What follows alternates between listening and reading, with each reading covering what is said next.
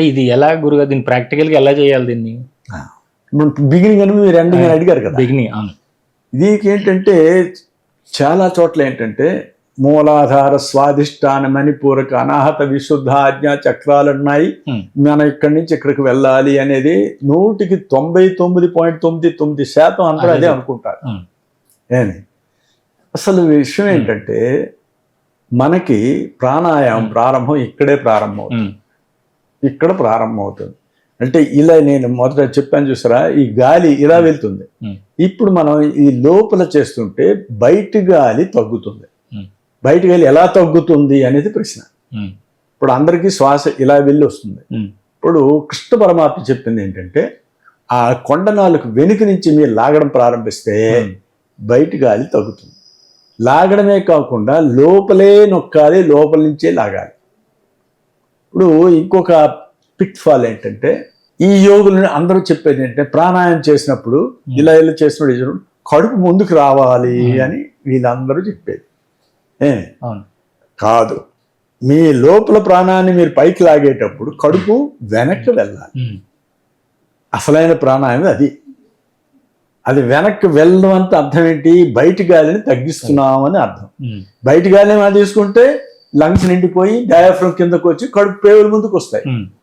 అది అందరూ చేసే ప్రాణాయామం, అదే శ్వాసాయామం. ఇది బాహ్యనాడీ శోధన. చూసారు? ఈ ప్రాణాయామం ఏంటంటే అక్కడ పట్టుకుని ఇక్కడ గుదస్థానానికి లింక్ పెట్టి ఇక్కడ గుదస్థానాన్ని నుంచి దీనికి లింక్ పెట్టి లోపల నుంచి లాగాలి. ఇక్కడ గుదే అపానం, గుదస్థానంలో అపానం ఉంది, అదే బరువు. తర్వాత హృది ప్రాణం, ఇక్కడ మన హృదయం అందు ప్రాణం ఉంది. అంటే హృదయం అంటే 2 రకాలు ఉన్నాయి అనుకోండి, ఇది స్థూల హృదయము, ఇది సూక్ష్మ హృదయము. కాబట్టి మనం ఆ లోపల ప్రాణాలు లాగాలనుకుంటే ఇక్కడి నుంచి ఈ గొంతులోంచి పట్టుకుని ఇక్కడ దీన్ని లింక్ పెట్టి లాగితే సాధారణంగా మనం వెళ్ళి తీసుకునే శ్వాసకి మనకి ఇప్పుడు వ్యతిరేక దిశలో నడుస్తుంది, రివర్స్ జరుగుతుంది. అప్పుడు ఒక ఘర్షణ ఏర్పడుతుంది. ఆ ఘర్షణ ఏర్పడిన శబ్దం వస్తుంది. ఆ శబ్దమే ప్రణవము లేక ఓంకారం. దీని గురువు గారు ఏంటంటే యోగ శిఖోపనిషత్తులో ఒకటి చెప్పారు. హంస హంసేతి మంత్రోయం సర్వే జీవశ్చ చెప్పితే గురువాక్య సుషుమ్నాయం విపరీతో భవేజ్జప అన్నారు. అంటే ఈ ప్రతి జీవుడు హంస జపం చేస్తోంది. అయితే ఆ హంస జపం ఎలా అంటే హకారేణ బహిర్యాతి, హా అంటే బయటికి పోతుంది, సకారేణ విషేత్ పునః మన శ్వాసలో జరుగుతుంది. కానీ గురూపదేశం ద్వారా సుషుమ్నా మార్గం గుండా వ్యతిరేక దశలో నడపమన్నారు. వ్యతిరేక దశలో నడపాలంటే ఏంటి? శ్వాస రివర్స్ అవుతుంది. మరి తీసుకునేటప్పుడు కడుపు బయటకు రాకుండా లోపలికి వెళ్తుంది. తర్వాత రక్త ప్రసరణ చూసారా, మన శ్వాస ఎలా ఉంటే రక్త ప్రసరణ అలాగే ఉంటుంది. శ్వాస ఎలా పోతే రక్త ప్రసరణ ఇటు ఎక్కువ ఉంటుంది, తగ్గిపోతుంది.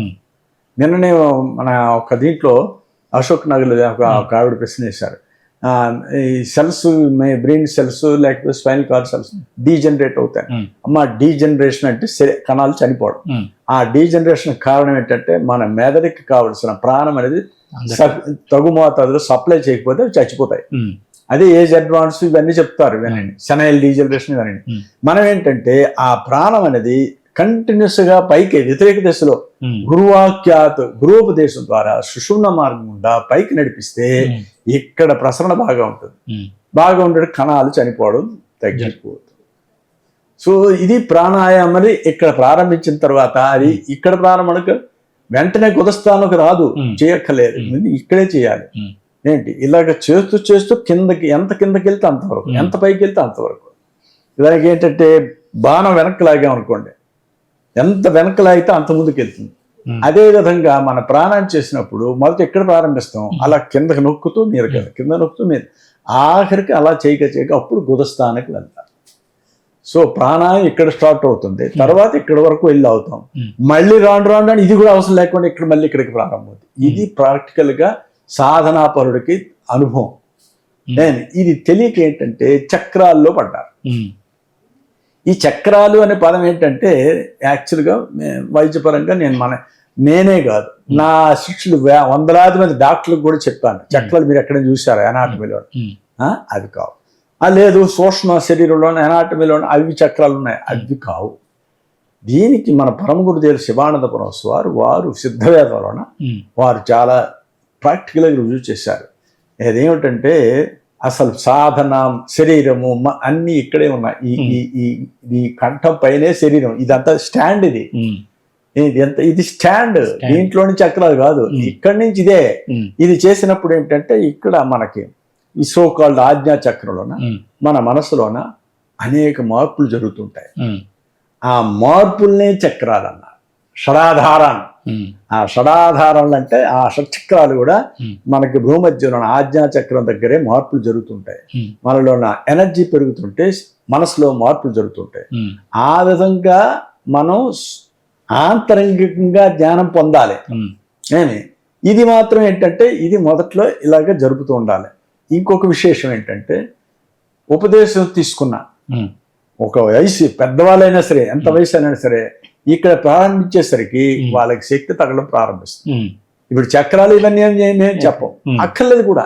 సో ఆ విధంగా ఏంటంటే ఇది ప్రారంభించంటే చేయగ లోపల మెడికల్ గా మీకు చెప్తాను, నెగిటివ్ ప్రెషర్ని ఇంక్రీజ్ చేస్తున్నాం. ఇప్పుడు మనకి శ్వాస బయటగా లోపలికి ఎందుకు వెళ్తుంది?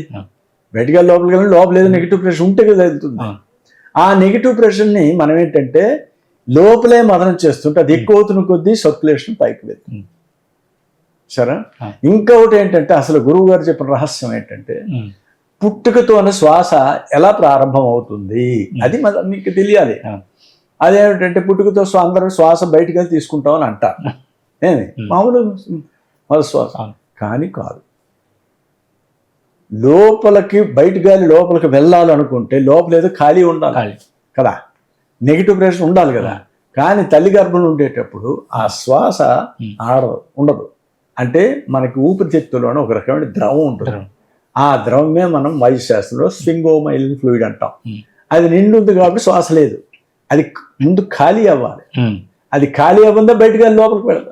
అది ఖాళీ అవ్వాలి అనుకుంటే బయట నుంచి ఒక ఒత్తిడి, ఒక ఇంపల్స్ అది మెదడు నుంచి నెరస్ ద్వారా వచ్చి ఊపిరితిత్తుల మీద పనిచేసేది ప్రెస్ చేయాలి. ఆ ప్రెస్ చేసేది మొదట నిశ్వాసము.